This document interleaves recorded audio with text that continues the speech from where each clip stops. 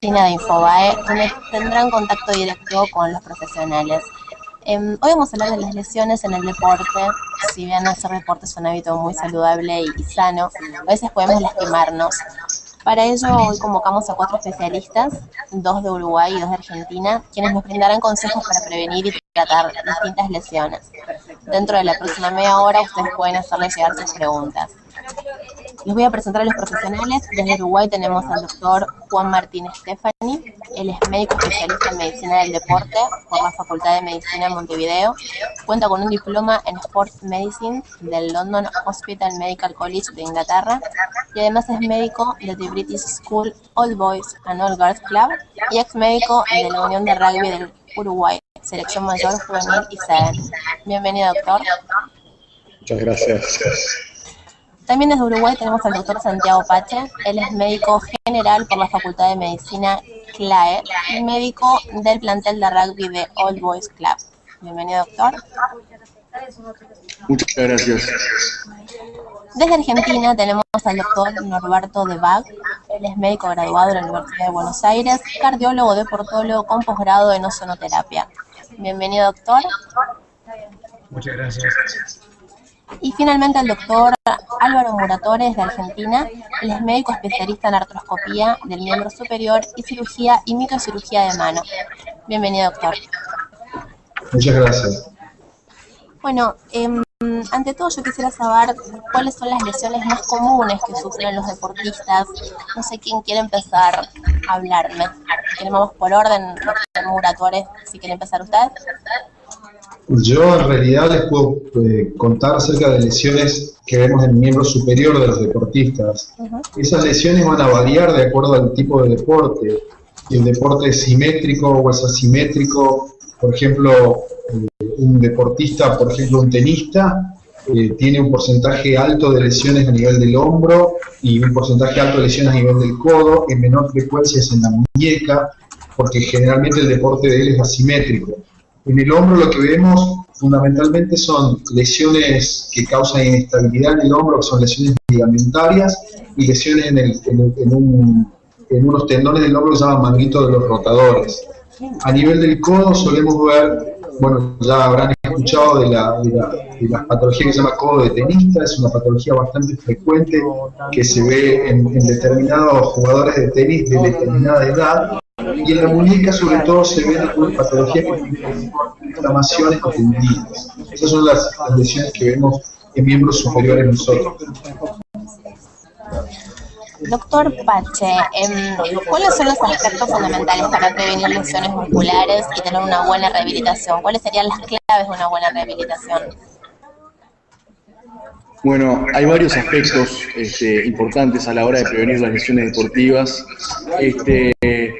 Desde ya el entrenamiento físico en el periodo semanal, como también al momento antes de empezar la actividad física, digamos el estiramiento, la hidratación previa al entrenamiento es fundamental, como también durante el mismo entrenamiento y después del entrenamiento, así como también la nutrición, manteniendo cantidades de vitaminas y diferentes nutrientes adecuados, así como también todos los aspectos externos que tiene el jugador, como el ámbito familiar y psíquico, también van a participar, contribuyen a las lesiones deportivas del jugador.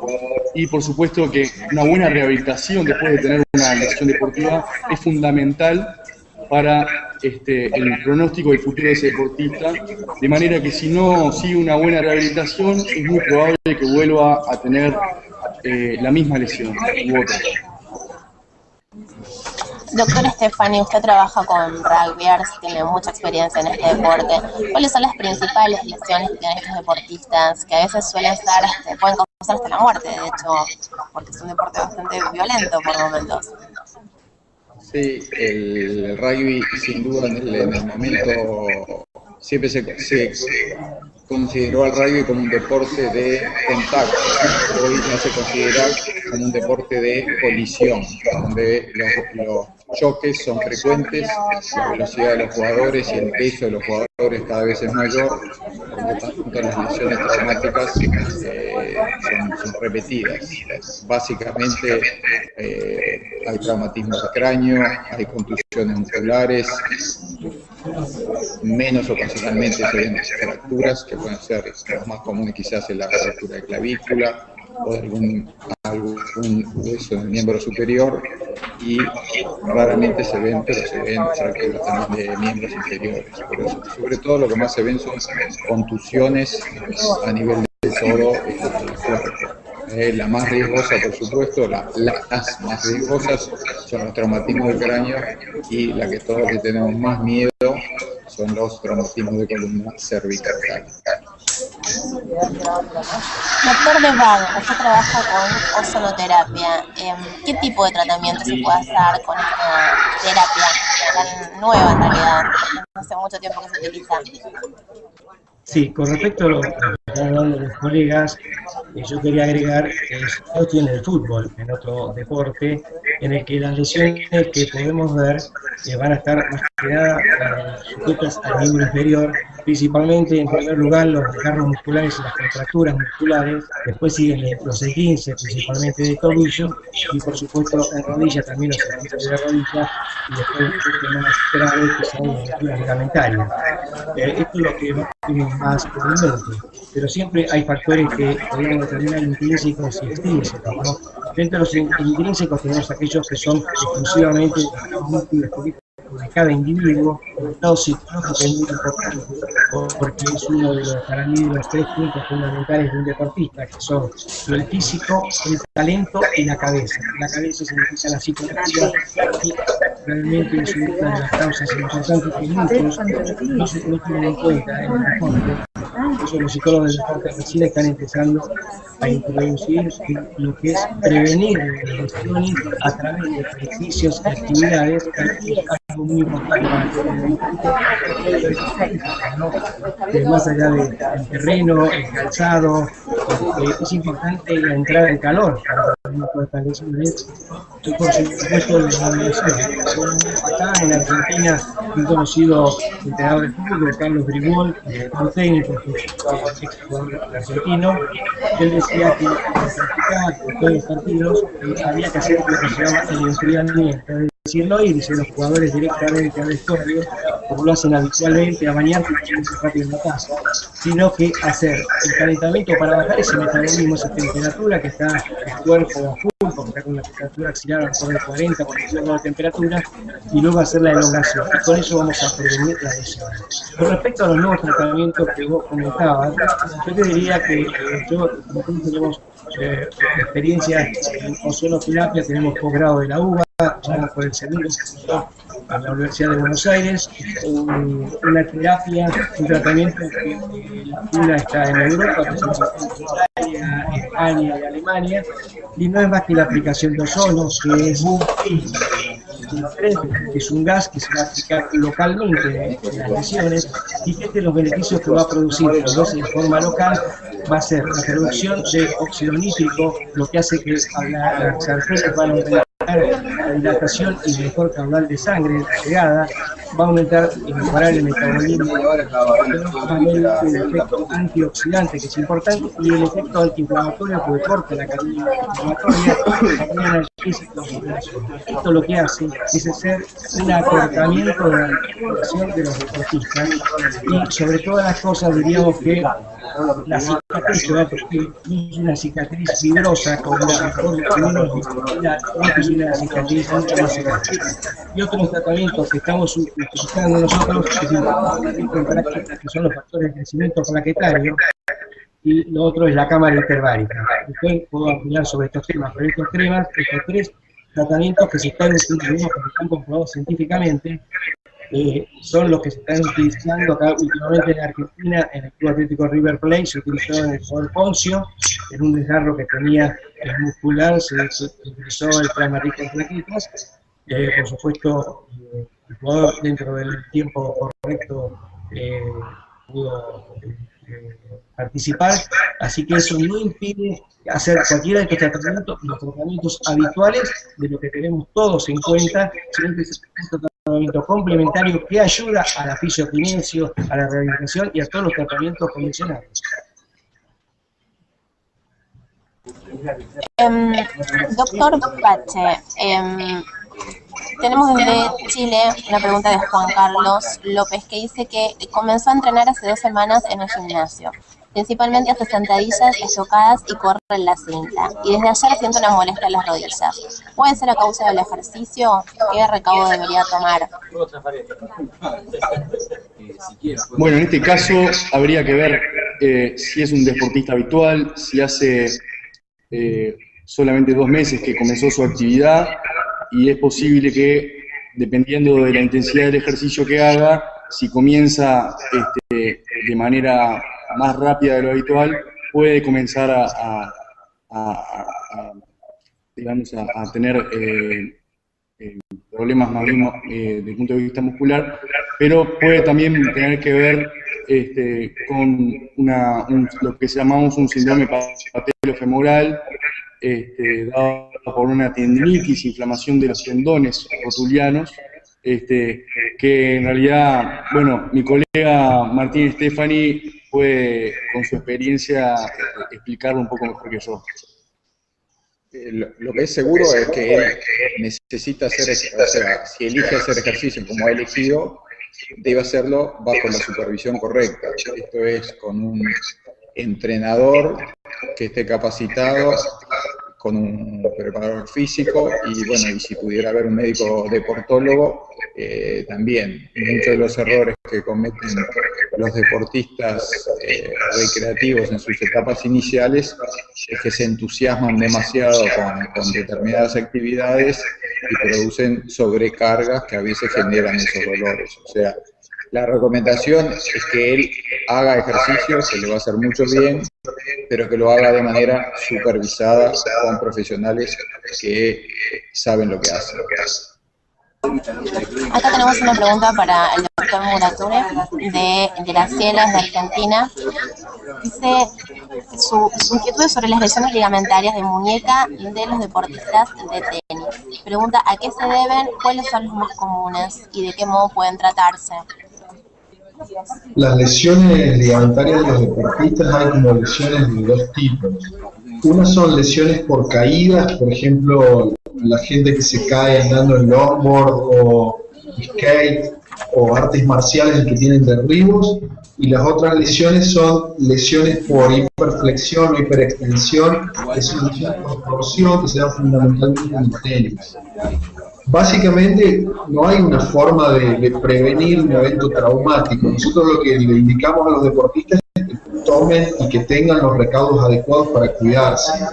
Una vez que un deportista está con dolor, nosotros lo que tratamos de hacer es diagnosticar exactamente ese dolor, porque el dolor de muñeca es bastante común.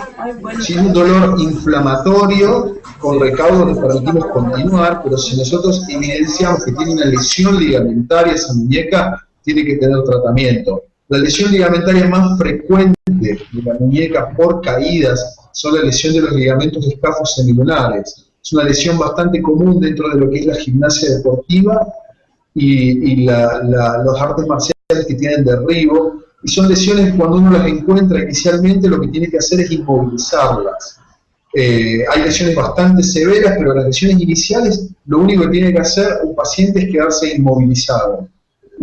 Generalmente nosotros tomamos radiografías para diagnosticar, muchas veces las radiografías no aparecen, y la resonancia es lo que nos complementa, es el estudio complementario que necesitamos para estadificar, es decir, saber qué tan grave es la lesión ligamentaria que tiene el paciente. Esta pregunta es para el doctor Debag, desde Argentina. Viendo tantos casos de muerte súbita en el fútbol, ¿cuál es la causa que ocasiona esta patología que no haya sido detectada en los exámenes preliminares?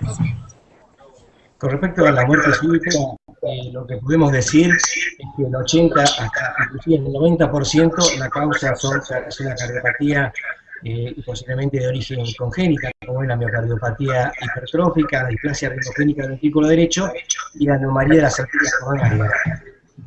dice que uno tiene que hacer los estudios siempre de aptitud, es decir, ya sean para deportes recreativos o deporte de alta competencia, los cuales se basarían en el examen físico, pero ante esto la historia clínica personal y familiar es muy importante por los antecedentes directos con familiares que hayan tenido una muerte súbita antes de los 35 años, hacer un interrogatorio personal por si antecedentes de doping o alguna otro antecedente, y por supuesto el examen físico, clínico, cardiológico y el electrocardiograma basal es lo mínimo que nosotros pedimos para aquellos deportistas recreativos menores de 35 años. Para aquellos deportistas mayores de 35 años, la ergometría, que es la prueba de esfuerzo, es la indicación, ya que la enfermedad coronaria es la primera causa de muerte. Sabemos que nosotros la muerte súbita la podemos prevenir, pero no la podemos evitar. Eso está comprobado, estamos haciendo un seguimiento hace 12 años de la muerte súbita a nivel mundial, y con estudios normales puede aparecer la muerte súbita. Porque hay casos, se calcula a veces un 30% de enfermedades que se llaman canaliculares y que están dados por los canales de iones, de calcio, de sodio a nivel de las arterias. Esto no lo detectamos con ningún estudio, solamente con el ADN, que recién se está empezando a hacer, principalmente en Europa y en España, ya que tuvo muchos antecedentes de muerte súbita, y esto a través del ADN podemos detectar. Por eso, inclusive, a través de una autopsia puede no detectarse la causa de la muerte súbita en el deporte. Pero como siempre decimos, antes de hacer una actividad deportiva, es la consulta médica, y tener el acto médico es fundamental. Perfecto. Esta pregunta que tengo ahora es para el doctor Stephanie. Viene desde Chile, y preguntan: en los que practican running, una lesión común por problemas en la mecánica del pisado es el nódulo de Morton. ¿Cuál es el tratamiento más adecuado para este problema? ¿Nódulo de Morton? Neuroma de Morton. Normalmente en el neuroma de Morton el tratamiento es quirúrgico, es una lesión dolorosa que se prolonga en el tiempo, pero la solución final es la quirúrgica. Se pueden atenuar los síntomas con plantillas y con obviamente el uso de buen calzado, pero la solución definitiva es la escisión del neuroma y rehabilitar al atleta después para que pueda volver a participar. Doctor Pache, Graciela desde Argentina dice: en la luxación acromioclavicular repetitiva en el rugby, ¿cuándo se debe recurrir al procedimiento quirúrgico? Bueno, en realidad yo no soy traumatólogo, pero tiene sus... no manejo sus indicaciones precisas, pero después de un tratamiento quirúrgico que no hubo buenos resultados, no sé exactamente cuál es el periodo de tiempo que se debe esperar para volver a someter al tratamiento quirúrgico, pero seguramente debemos realizarlo después de un tiempo prudente. No sé si algún colega puede indicarlo de alguna mejor manera. El que quiera contarnos, aportar. El miembro superior y artroscopía nos va a aportar más luz en el tema. Sí, las lesiones acromioclaviculares, en realidad para nosotros son un desafío, porque estéticamente son bastante desagradables, le dejan una secuela estética a un paciente, pero funcionalmente los pacientes conservan buen rango funcional y buena elevación. Si específicamente estamos hablando de un paciente que está jugando rugby, es decir, si el paciente es un jugador de rugby profesional, que nosotros pensamos que si lo operamos el paciente tiene que volver a hacer el mismo traumatismo y la misma caída probablemente al mes o a los 2 meses, muchas veces esperamos final de temporada para operarlo o final de la vida activa del rugby para resolverlo, porque son lesiones bastante frecuentes y es muy común en que los jugadores de rugby presenten como secuela esa luxación acromioclavicular sin impedimento para sus actividades. Si el paciente realiza otro deporte, nuestra indicación cambia, pero para el rugby específicamente somos bastante cautelosos porque es una articulación que que siempre está en juego y se lastima muy frecuentemente esa articulación. Por lo tanto, no hay garantía de que lo reparemos y no se vuelva a romper muy rápido. Tengo una pregunta, me la puede contestar el que quiera. Analías de Uruguay dice: mi hijo de 12 años quiere comenzar a practicar tenis. ¿Qué recaudos debería tomar antes de comenzar? Es muy chico para empezar.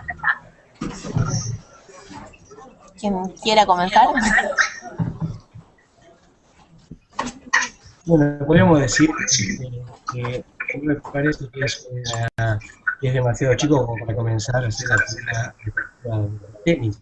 Por supuesto que todo deporte tiene una medida de entrenamiento para cada edad, así que yo creo que 12 años es una buena edad para comenzar. Por supuesto, siempre es bueno con aquellas personas que tengan una experiencia, que sean un personal idóneo, no forzar, por supuesto, lo que sería para cualquier otro deporte por el sobreuso, ¿no? Es decir,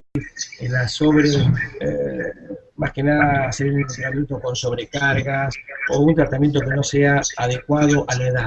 Y fundamentalmente es recomendable, como lo dije anteriormente, hacer los estudios previos. Por lo menos en 12 años es importante hacerle un examen clínico, cardiológico y un electrocardiograma. En este caso, la ecografía no es necesaria, excepto que no haya dado bien un electrocardiograma o cualquier otro de los estudios que se le hayan practicado o la observación cardíaca. Pero yo creo que es una buena edad para comenzar, que sea controlado, y por supuesto lo que significa el entrenamiento regular tiene que ser, como dijeron otros colegas, tiene que ser el personal idóneo, en especial preparadores físicos, de educación física, que son aquellos que tienen una formación que se va a basar en la fisiología, en la anatomía y todo realmente en conjunto lo que es el cuerpo humano, ¿no? Mucho más importante que a veces entrenadores que tienen cursos o que no llegan a ser completos, digamos, o que son mucho más cortos. Tengo otra pregunta más. Dígame, por favor. A ver, ¿puedo agregar una cosa? Sí, por supuesto. Sí, coincido con lo dicho, pero a los 12 años también es importante entender que no debemos encasillar a los niños en un solo deporte, sino seguirle ofreciendo un espectro amplio de otras actividades deportivas, y después probablemente a los 14 años su talento para determinada actividad lo va a encaminar más hacia una actividad u otra, pero siempre tratar de ofrecerles a los niños la mayor cantidad de variedad de deportes, y que ellos puedan después elegir donde puedan destacarse más o donde les guste más. Ellos deben hacer el deporte que les guste. Ya que lo tengo con Stephanie, ¿a partir de qué edad un chico puede empezar a jugar al rugby? Bueno, el mini rugby se juega a partir de los 5 o 6 años. El mini rugby es una variedad del rugby en realidad adaptada al deporte infantil, donde el contacto es mucho menor que en el de los adultos, y también hay otras variedades que se usan en países desarrollados de rugby, digamos, como Nueva Zelanda, como Inglaterra, Sudáfrica, que se llama el tag rugby o el touch, que son deportes donde el contacto es mínimo y se juega por parte de niños de ambos sexos. O sea que no hay la edad de comienzo, yo diría que es alrededor de los 5 o 6 años, obviamente que con las reglas adaptadas para esas edades, el tamaño de la cancha, los jueces que deben conocer, los entrenadores, el tamaño del balón, etc. Y tener en cuenta esas dos variantes como el touch rugby y el tag rugby, que son muy útiles. Doctor Muratore, acá nos preguntan ¿qué tratamientos hay para el famoso codo de tenista? Los codos de tenista son unas enfermedades las cuales son bastante frecuentes y se dan en jugadores de tenis recreacionales y por lo general tienen arriba de 30 años. Es como una lesión en la inserción de un tendón del codo y casi siempre los tratamientos están abocados a permitir la curación de esa lesión. Es una lesión que es muy lenta curación, por lo tanto los tratamientos son largos, y por lo general los tratamientos se hacen con rehabilitación, elongación de los músculos epicondíleos, fortalecimiento progresivo, kinesiotaping, y sobre todo lo que uno tiene que saber es tratar de identificar la causa por la cual esa persona comenzó a tener un codo de tenista. Es decir, empezó después de un cambio de raqueta, de un cambio en su empuñadura, de jugar con pelotas pesadas, pegar a destiempo. Son muchas causas en las cuales el médico es uno de los eslabones del tratamiento, pero también acá intervienen el entrenador, el preparador físico, intervienen varias personas para lograr que se mejore el paciente. Yo les recomiendo a los pacientes constancia, paciencia, porque los tratamientos son lentos y en muy raras ocasiones llegamos a un tratamiento quirúrgico de un codo de tenista. Por lo general lo resolvemos con un tratamiento fisioquinésico. Tengo una pregunta más, después les voy a pedir a cada uno si quieren hacer un cierre o dar sus consejos o recomendaciones. Esta vez de Claudia, desde Perú. Ella dice que tiene tendinitis en la muñeca derecha a causa del uso del mouse. Dice que toda la vida jugó tenis y que hace unos meses se abandonó a causa del dolor. ¿Cómo debería retomar sin lesionarse y qué tratamientos hay para esta patología? ¿Quién me lo quiere contestar? El especialista miembro superior. Vamos por él. Sí, no, tendinitis en una muñeca a causa del uso del mouse, en realidad, muchas veces el uso de nuevas tecnologías hace que los pacientes tengan posturas mucho tiempo en forma asimétrica que les generan estas molestias. Lo primero que hacemos nosotros es tratar de descartar todo. Hay mucha gente que sobrediagnostica la tendinitis, tiene un dolor de muñeca a un paciente y automáticamente le están poniendo un rótulo de tendinitis. Primero lo que hacemos es diagnosticar si ese paciente realmente tiene una tendinitis y de qué tendón es, y de acuerdo a eso uno elige el tratamiento más adecuado.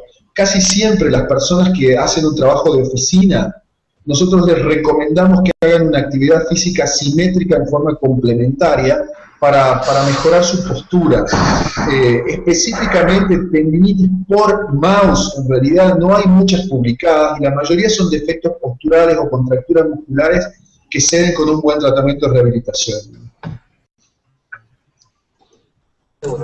Doctor Pache, ¿cuál es el abordaje psicológico que se le debe dar a los pacientes que tienen lesiones del deporte? Bueno, el abordaje psicológico siempre debe estar presente a la hora de tratar cualquier paciente, ya sea un deportista o no. Hay diferentes tipos de lesiones que tienen más gravedad que otras. Por ejemplo, el colega lo sabe muy bien que hay cardiopatías determinadas que son contraindicaciones relativas o absolutas para una actividad. O, por ejemplo, una lesión de rodilla que nos va a tener 6 meses afuera de la cancha. Son temas que no son muy fáciles de digerir para un jugador que de repente es un profesional que se dedica enteramente al deporte.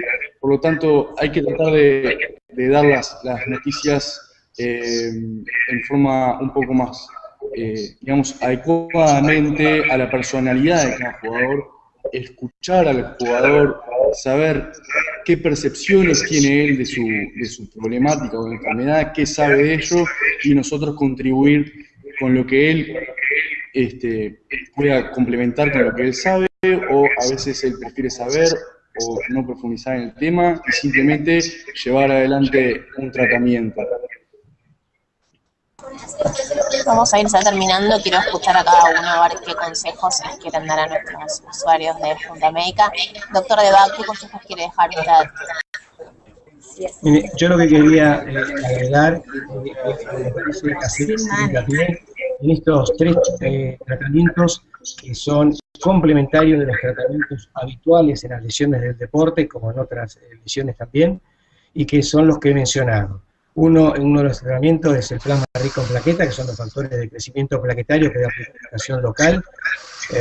Hay una cierta resistencia en parte de algunos colegas, pero realmente se ha demostrado esto, y hay muchos estudios que han demostrado cómo la aplicación inocua en 20 minutos aplicar los factores plaquetarios, que son los que van a hacer el crecimiento celular en la zona de la lesión y que van a mejorar, van a hacer una buena cicatriz, es una opción La ozonoterapia no es ya, como dicen, no, esto no sabemos qué es. Ya para que la facultad nuestra, la Universidad de Buenos Aires, tengamos un posgrado en ozonoterapia en medicina, es decir, que ya tenemos un aval, y no solamente acá, sino en Europa, como lo están usando en la Lazio, en muchísimos equipos del mundo.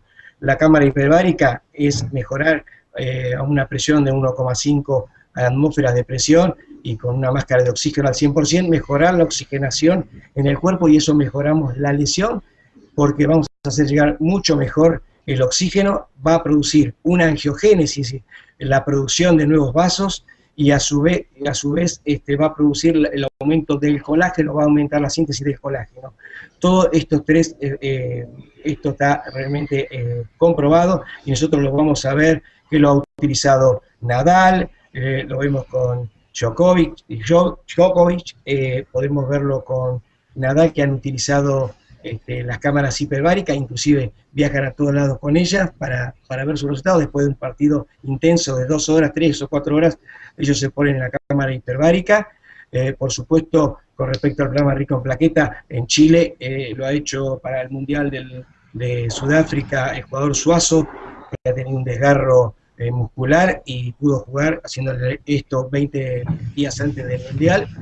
Por supuesto que en el Barcelona también Xavi lo ha utilizado, lo han utilizado muchos jugadores, se usa lo mismo que la ozonoterapia en equipos de Europa, y en la Argentina como que yo diríamos que son tratamientos comprobados y que es complementario de todo lo que han hablado los colegas. Simplemente hay que implementarlos, son inocuos, por supuesto que siempre tiene que tener el control médico, y no de un técnico, sino el técnico acompañado del médico, y esto van a cortar las lesiones, van a cortar el periodo de recuperación de las lesiones, no cabe duda, y está demostrado. Así que eso sería en cuenta para empezar a tener en cuenta. Yo creo que en los próximos años esto va a ser tratamientos habituales, como son los que se vienen haciendo hasta ahora.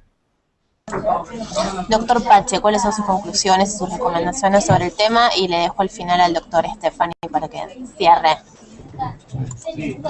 Bueno, como conclusión, yo creo que en toda lesión deportiva, más allá de las lesiones articulares, de hombro o de partes blandas como músculos o tendones, siempre hay que tener mucha paciencia por parte del jugador, así como también del médico del equipo, ya que hay lesiones de un tratamiento mucho más largo, que requiere su periodo de tiempo para rehabilitarse, y tratar siempre de calmar la ansiedad del jugador, así como por ejemplo en una distensión muscular, donde hay ya una etapa que se llama la etapa de estabilización, donde el jugador ya no siente más dolor, ya se mueve sin problemas, ya no tiene más edema en la lesión.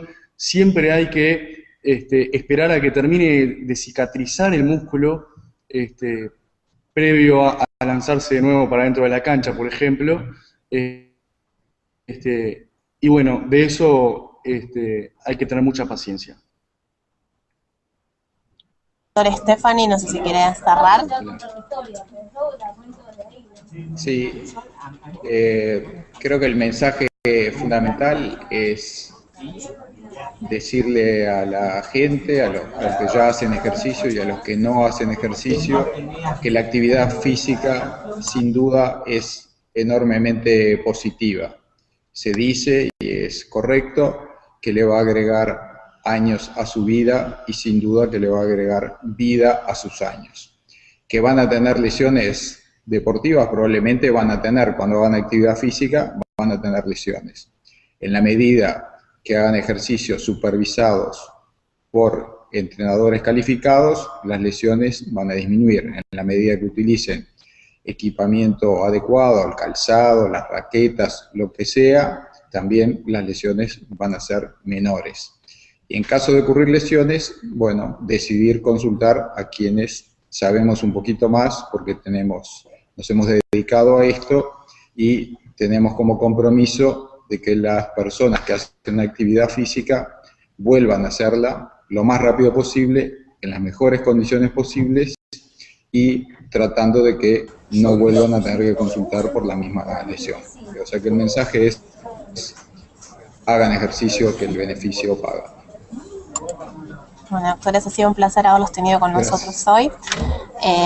Les agradecemos a los 4, se nos cayó uno de los doctores al último momento, pero bueno. Muchas gracias a todos y los esperamos el próximo miércoles a la misma hora en un nuevo programa de Junta Médica. Gracias por estar.